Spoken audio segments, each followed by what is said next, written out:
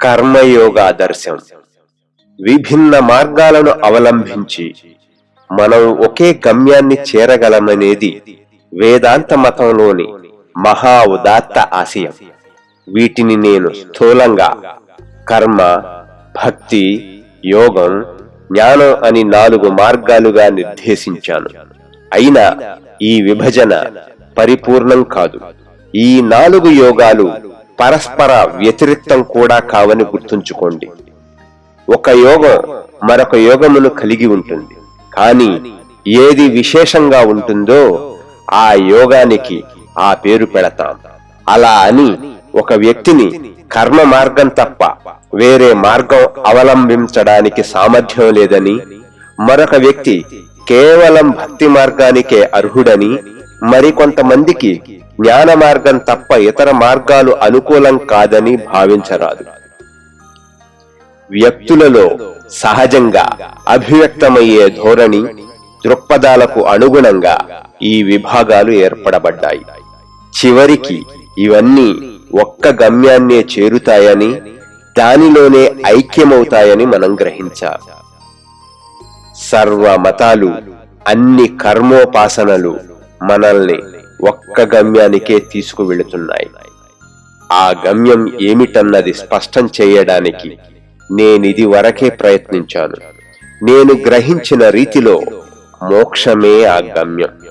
అణువు మొదలుకొని మానవుని వరకు, అచేతనమైన నిర్జీవ పదార్థం మొదలుకొని మహోన్నతమైన మానవాత్మ పర్యంతం మన చుట్టూ మనకు కనిపించే సమస్తము ఆ మోక్షం కొరకే ప్రయత్నం చేస్తున్నాయి.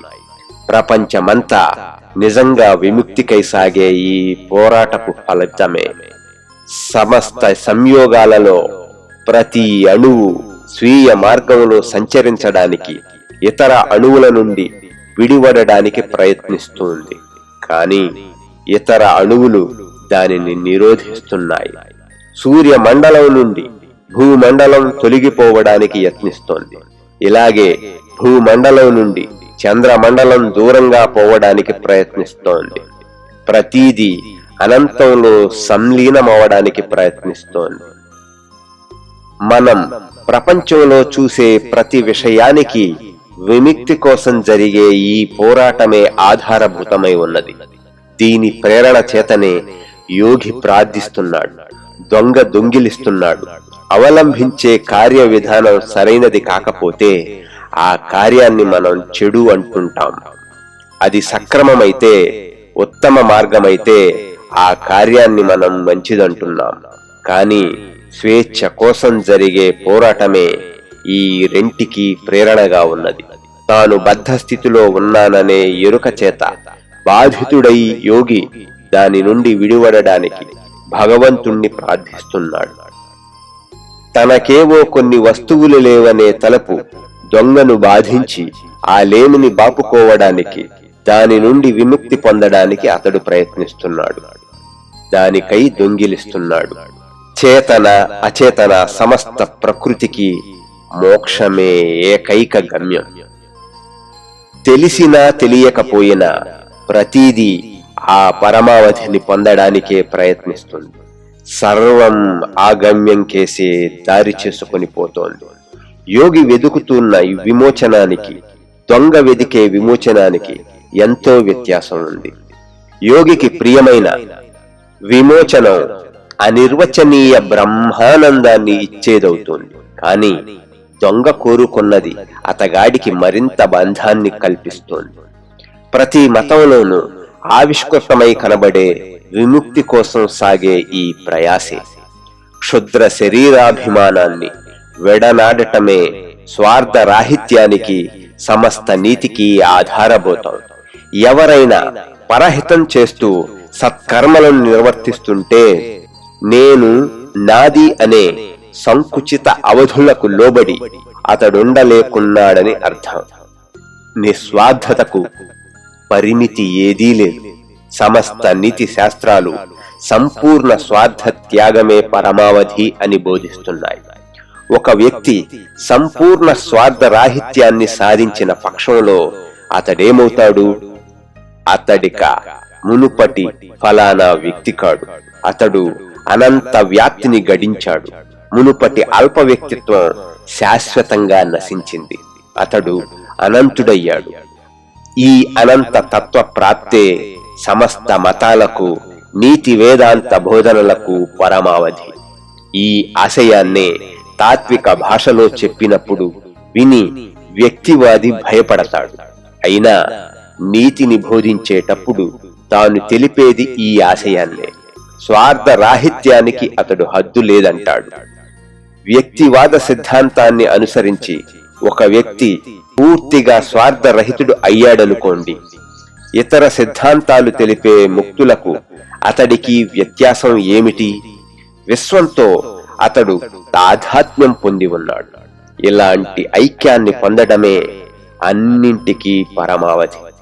పాపం వ్యక్తివాదికి తన వాదం సుసిద్ధాంతమయ్యే వరకు దానిని అనుసరించే ధైర్యం లేదు. మానవ ప్రకృతికంతటికీ ఏది గమ్యమో ఆ మోక్షాన్ని స్వార్థరహిత కర్మ మూలంగా పొందడమే కర్మయోగ ఆశయం. స్వార్థమైన ప్రతి పని గమ్యాన్ని చేరనివ్వక మనల్ని ఆటంకపరుస్తుంది. నిస్వార్థమైన ప్రతి పని మనల్ని గమ్యం కేసి తీసుకుపోతుంది. కాబట్టే ఈ ఏకైక రీతిలో నీతిని నిర్వహింపవచ్చు. ఏది స్వార్థపరమో అదే అవినీతి, స్వార్థరహితమైనదేదో అదే నీతి. కాని వివరాలను గమనిస్తే విషయమంత సరళంగా కనిపించదు. ఉదాహరణకు, పరిసరాలను అనుసరించి వివరాలు మారుతాయని నేనిది వరకే చెప్పాను. ఒకే కార్యం ఒక విధమైన పరిస్థితుల్లో స్వార్థరహితంగాను, మరో విధమైన పరిస్థితులలో పూర్తిగా స్వార్థపరంగాను ఉండవచ్చు. కాబట్టి సర్వసాధారణ నిర్వచనాన్ని మాత్రమే తెలుపుతూ వివరాలను విభిన్న దేశకాల పరిస్థితులకు అనుగుణంగా నిర్ణయించుకోవడానికి వదిలివేయటం సమంజసం. ఒక దేశంలో ఒక విధమైన ప్రవర్తన ధర్మంగా పరిగణింపబడుతుండగా అదే మరో దేశంలో అధర్మయుక్తమని పరిగణింపబడుతోంది. ఎందుకంటే రెండిటిలోనూ పరిస్థితులు భిన్నంగా ఉన్నాయి. బంధ విమోచనమే సమస్త ప్రకృతికి పరమావధి. పూర్ణమైన స్వార్థరాహిత్యమే తత్ప్రాప్తికి ఉపాయం. స్వార్థరహితమైన ప్రతి భావం, ప్రతి శబ్దం, ప్రతి కార్యం మనల్ని గమ్యం వైపుకు తీసుకుపోవడంతో ధార్మికమనబడుతోంది.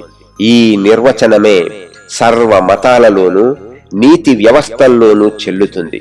కొన్ని మతాలలో పరమోత్కృష్టంగా వారు పిలుచుకునే దైవమే నైతికతకు ఆధారం. ఒక వ్యక్తి ఒక కర్మను చేయాలనుకోవడానికి, చేయరాదనుకోవడానికి హేతువేమిటని అడిగితే అది భగవదాజ్ఞ అని సమాధానం చెబుతాడు. కాని వారి ధార్మిక నియమాలకు మూలమేమైనా వారి ధర్మశాస్త్రాల ముఖ్యోద్దేశం మాత్రం స్వార్థ చింతనను విడిచిపెట్టాలనడమే. ధర్మాన్ని గుర్చి ఇలాంటి ఉత్తమాశయం కలిగిన వారై ఉండి తమ అల్ప వ్యక్తిత్వాన్ని విడిచిపెట్టాలనగానే కొందరు భయపడతారు. పూర్తిగా స్వార్థరహితులు, స్వార్థ చింతనే విడిచిపెట్టిన వారు, స్వార్థంతో ఎలాంటి పని చెయ్యని వారు, తమ కోసం ఒక్క మాటను మాట్లాడని వారు, ఇలాంటి వారి స్థితిని గురించి పర్యాలోచించి వారిలో తాను అనేది ఎక్కడున్నదో చెప్పమని వ్యక్తిత్వాన్ని పట్టుకుని ప్రాకులాడే వారిని మనం అడగవచ్చు. తామెంత వరకు స్వలాభం కోసం ఆలోచిస్తారో, సంభాషిస్తారో, ప్రవర్తిస్తారో అంతవరకే ఆ తాను అనేది వారి ఎరుకలో ఉంటుంది. పరుల తలపే, ప్రపంచాన్ని గురించిన తలపే, అందరినీ గురించిన తలపే ఉన్న వారి వద్ద తాను అనేది ఎక్కడుంటుంది? శాశ్వతంగా అంతరించింది. కాబట్టి స్వార్థరహిత సత్కర్మాచరణ మూలంగా మోక్షాన్ని పొందటానికి ఏర్పడ్డ నైతిక మత వ్యవస్థే కర్మయోగం. కర్మయోగి అయ్యే వ్యక్తి ఏ సిద్ధాంతాన్ని విశ్వసించనక్కర్లేదు. భగవంతుడి అస్తిత్వాన్ని కూడా అతడు నమ్మనవసరం లేదు. ఆత్మ ఇలాంటిదని కాని, పరతత్వం ఇలాంటిదని కాని విచారింపనవసరం లేదు. స్వార్థ రాహిత్యాన్ని సాధించటమే అతడి ముఖ్యాశయం. అతడు దాన్ని స్వయంగా సాధించుకోవాలి. అతడి జీవితంలో ప్రతి క్షణం ఈ స్వార్థరాహిత్య అనుభూతి కలుగుతూ ఉండాలి. ఎందుకంటే దేన్ని జ్ఞాని తన వివేకం చేత, దివ్య జ్ఞానం చేత, భక్తుడు తన ప్రేమ చేత సాధింప చూస్తాడో దానినే ఎట్టి వాదాలను, సిద్ధాంతాలను అపేక్షింపక కర్మయోగి తన కార్యాచరణ చేతనే సాధించుకోవలసి ఉంటుంది. ఇక తర్వాత ప్రశ్న, ఈ కర్మ ఎలాంటిది? లోకహితాచరణం ఎలాంటిది? లోకానికి మనం మంచి చెయ్యగలమా? వ్యావహారికంగా చూస్తే చెయ్యగలం, పారమార్థికంగా చూస్తే చెయ్యలేం. శాశ్వతమైన ఎలాంటి మంచిని లోకానికి మనం సమకూర్చలేం. సమకూర్చగలిగితే లోకం ఈ విధంగా ఉండదు. ఒక వ్యక్తి ఆకలిని 5 నిమిషాల పాటు తీర్చగలం, కానీ అతడికి తిరిగి ఆకలి వేస్తుంది.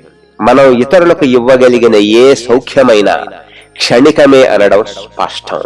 మాటి మాటికి ఆవృతమయ్యే సుఖ దుఃఖ జ్వరాన్ని తిరిగి రానివ్వకుండా మాన్పగలవాడు లేడు. లోకానికి శాశ్వతానందాన్ని దేనినైనా ఇవ్వగలమా? సముద్రంలో ఒక చోట పల్లం చెయ్యకుండా వేరొక చోట కెరటాన్ని లేపటం శక్యం కాదు. మనిషి ఆశలను, అక్కరలను బట్టి చూస్తే అతనికి కావలసిన సద్వస్తు సమూహం లోకంలో ఎల్లప్పుడూ ఒక విధంగానే ఉంది.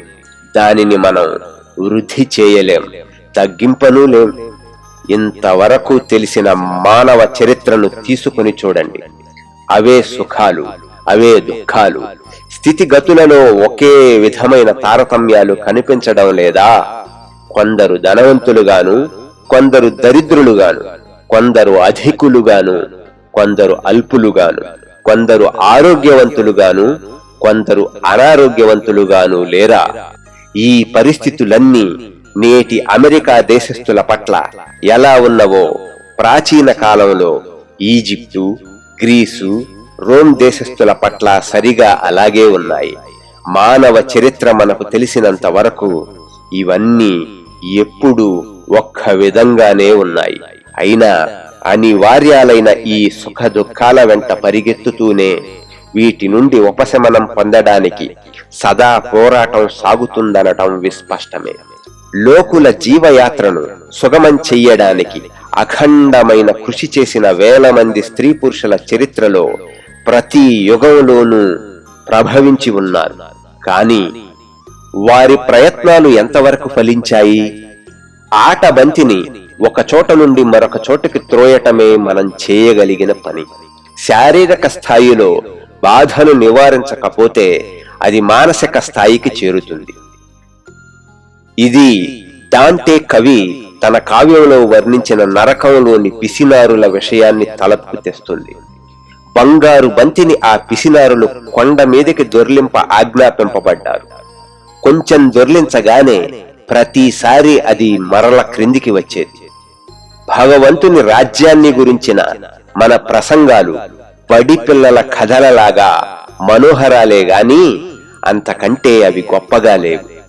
భగవద్ రాజ్యం రాబోతుందని కలలుగనే ప్రతి దేశస్థుడికి ఆ రాజ్యం వచ్చినప్పుడు అందులోని శ్రేష్టమైన భాగం ప్రపంచంలోని ప్రజలందరికంటే తమకే దక్కుతుందనే నమ్మకం కూడా ఉంటుంది. ఇది భగవద్ రాజ్యాన్ని గురించిన నిస్వార్థమైన అద్భుతమైన ఆశయం. లోకులకు ఈ లోకంలో మనం సుఖాన్ని పెంపొందించలేం, అలాగే దుఃఖాన్ని కూడా పెంపొందించలేం. భూమి మీద ప్రదర్శితాలైన సుఖ దుఃఖ శక్తుల మొత్తం ఎప్పుడూ ఒక్కటే.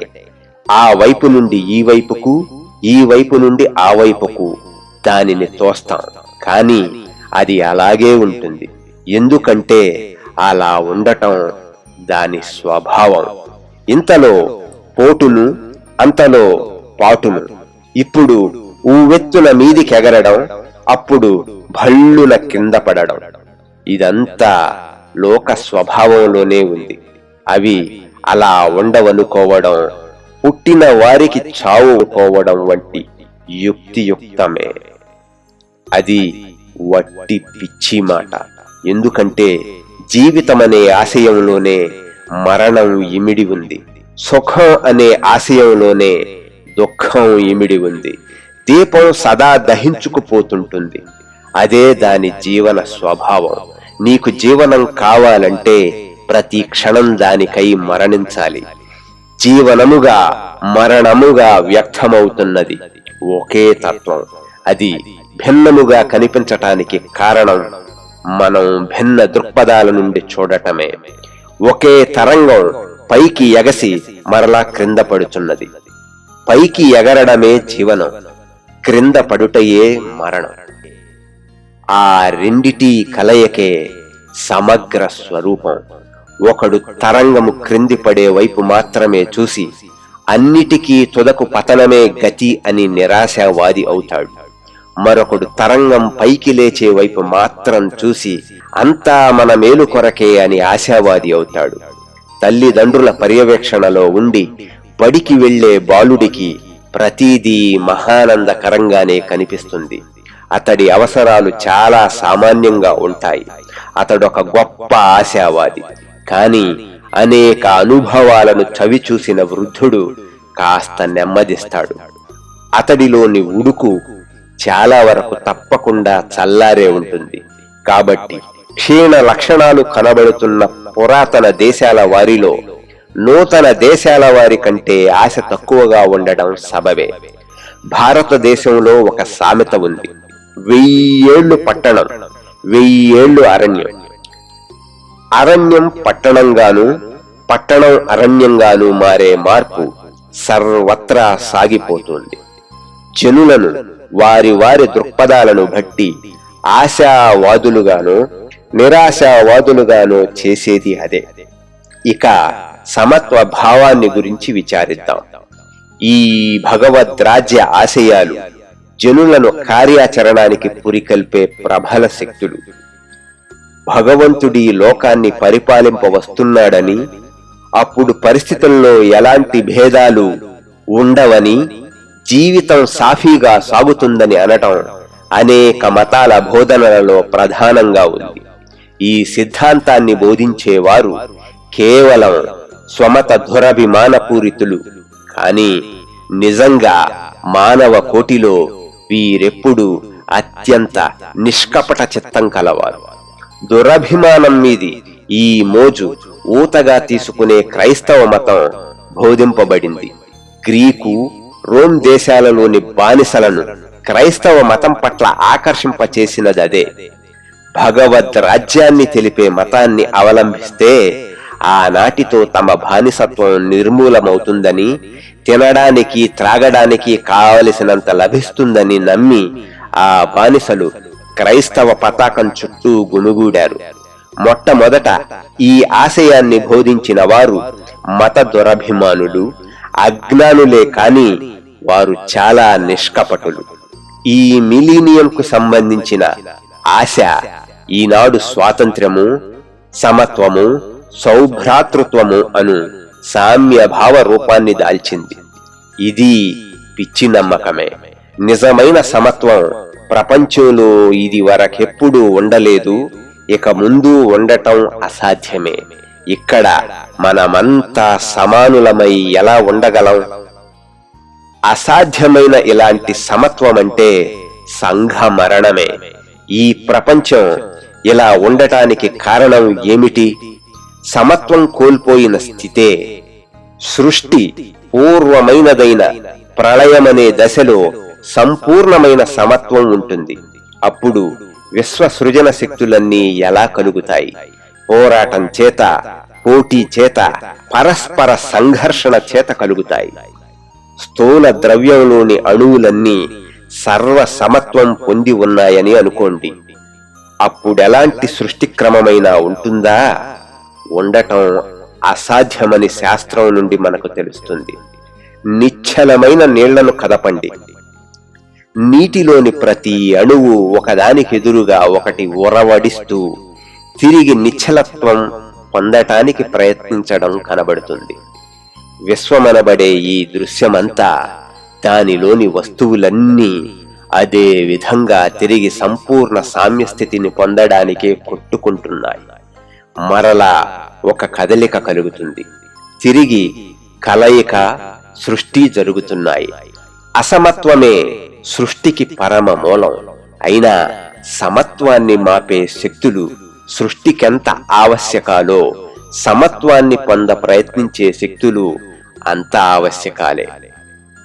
సంపూర్ణ సమత్వం అంటే అన్ని రంగాలలోనూ ఒకదానితో ఒకటి పోరాడే అన్ని శక్తుల పరిపూర్ణ సామ్యస్థితి. ఇది ప్రపంచంలో ఎన్నడూ సాధ్యం కాదు. ఆ స్థితిని మీరు చేరేటప్పటికే ఈ ప్రపంచం ఏ ప్రాణి నివసించడానికి అర్హమై ఉండదు.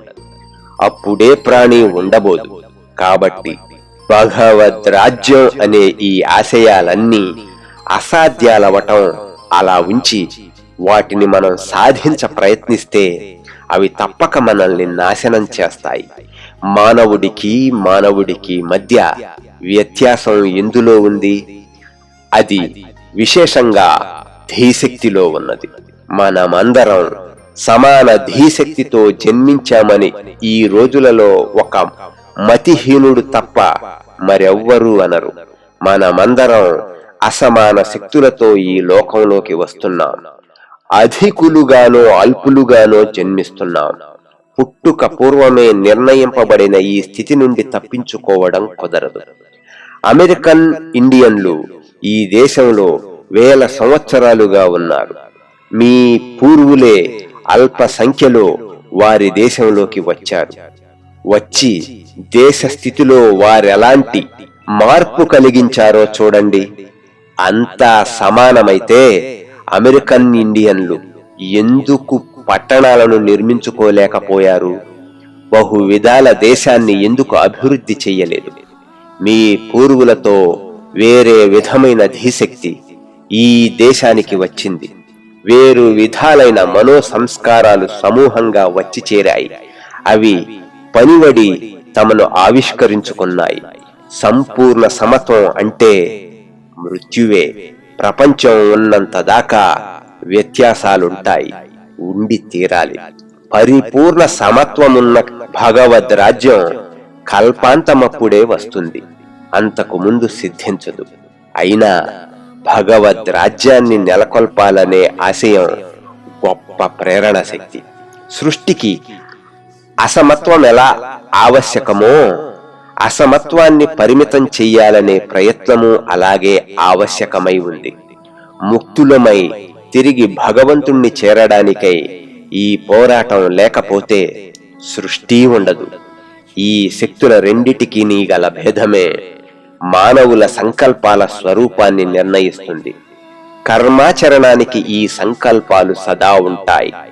వీటిలో కొన్ని బంధాన్ని కలిగించేవి, కొన్ని మోక్ష ప్రాప్తికి తోడ్పడేవి.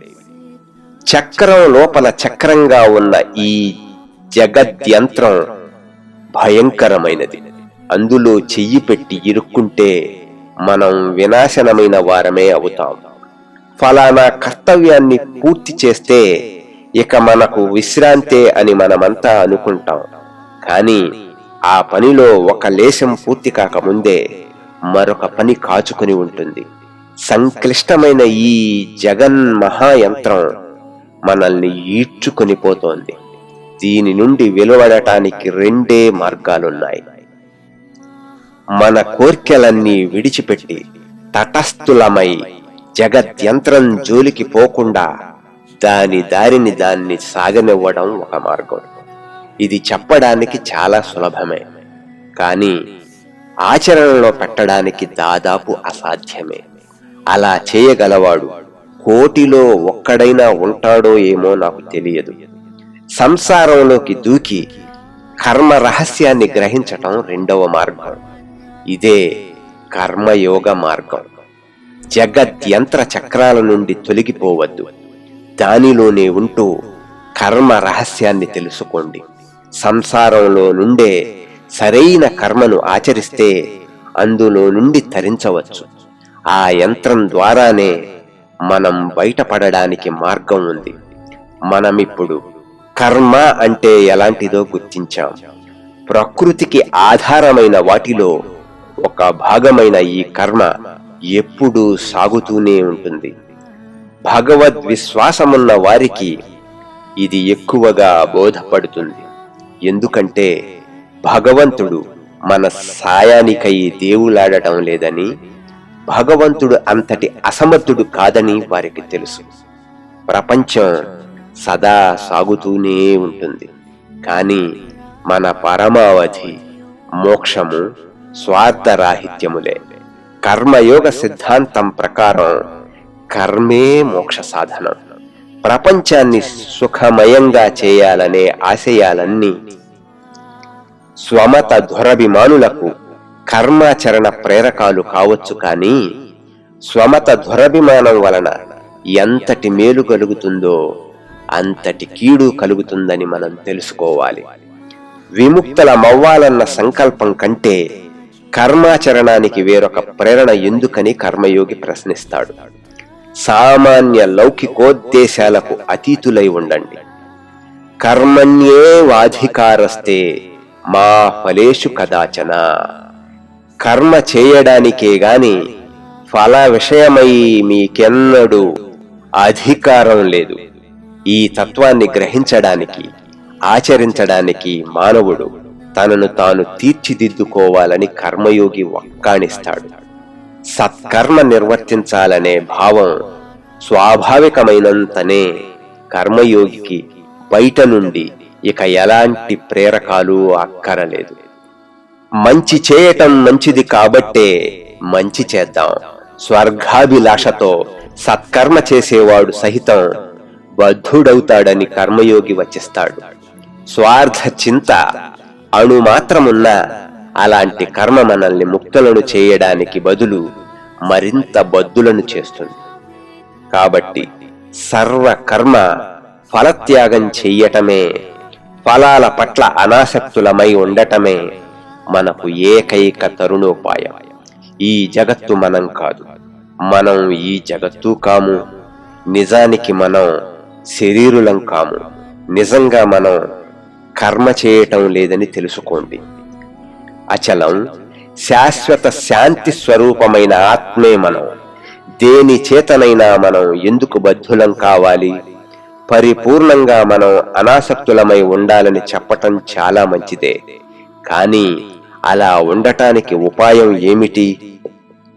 ఫలాపేక్ష రహితంగా చేసే ప్రతి సత్కర్మ కొత్త బంధాన్ని కల్పించకుండటమే కాక ఉన్న సంఖ్యలలో ఒక కొలికిని తెంపుతుంది.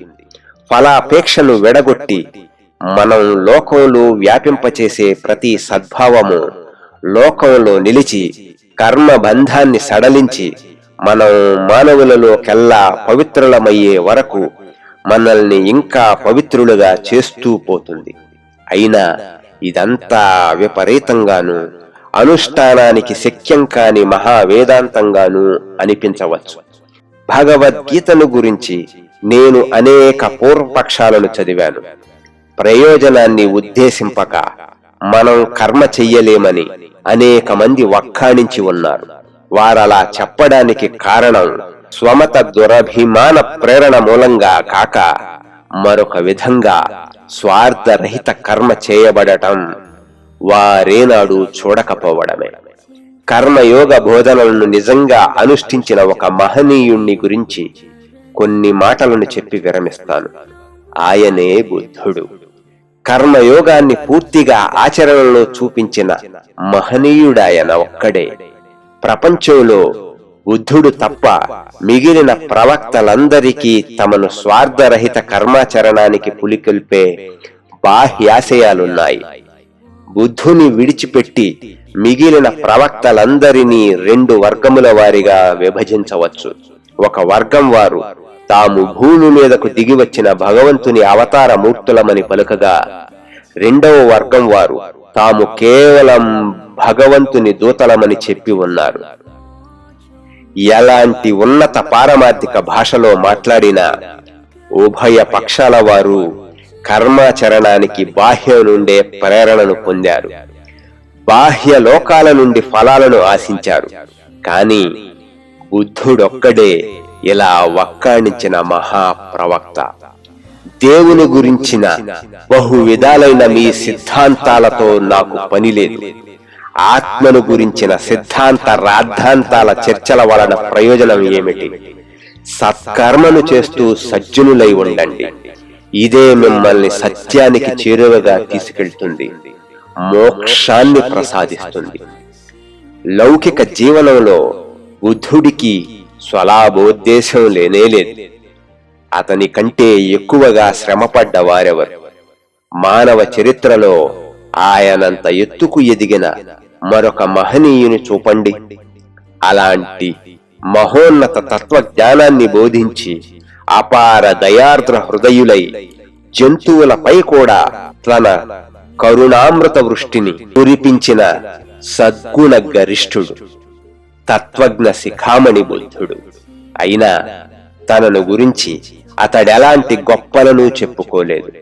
అతడు ఆదర్శ కర్మయోగి, కేవలం నిస్వార్థంగా కర్మను ఆచరించినవాడు. అలాంటి మహోన్నత మానవుడు మరొకడు జన్మించి ఉండలేదని మానవ చరిత్ర చూపుతోంది. అంతటి ఔదార్యము, అఖండ ధీశక్తి మేళవించిన అనుపమానమైన మహోన్నత ఆత్మశక్తి అభివ్యక్తీకరణ ఇంతకు ముందెన్నడూ చూడలేదు. ప్రపంచ మహా సంస్కర్తలలో అతడే ప్రథముడు. అంతేగాక ధైర్యంగా ఇలా వక్కాణించిన వారిలో అతడే ప్రథముడు. ఏవో ప్రాచీన వ్రాతప్రతులను చూపించినంత మాత్రాన నమ్మవద్దు. అది మీ దేశాచారంగా ఉన్నంత మాత్రాన నమ్మవద్దు. చిన్నప్పటి నుంచి మిమ్మల్ని నమ్మించారని నమ్మవద్దు. కానీ ఆలోచించి చూడు, బాగా పరిశీలించిన పిదప అది విశ్వ శ్రేయస్కరమని నీకు తోస్తే దానిని నమ్ము. అదే లక్ష్యంగా బ్రతుకు. అదే లక్ష్యంగా బ్రతకడానికి ఇతరులకు సహాయపడు. ధనాన్ని, కీర్తి ప్రతిష్టలను, మరే ఇతర ప్రయోజనాన్ని ఆశించక స్వార్థరహిత కర్మ పరాయణుడగు వాడే అత్యుత్తమ కర్మయోగి. మానవుడు అలా ఆచరిస్తే అతడు బుద్ధుడవుతాడు. ప్రపంచ పరివర్తన కలిగించే శక్తి అతడి నుండి వెలువడుతుంది. అతడే కర్మయోగానికి మహోన్నతాదర్శం.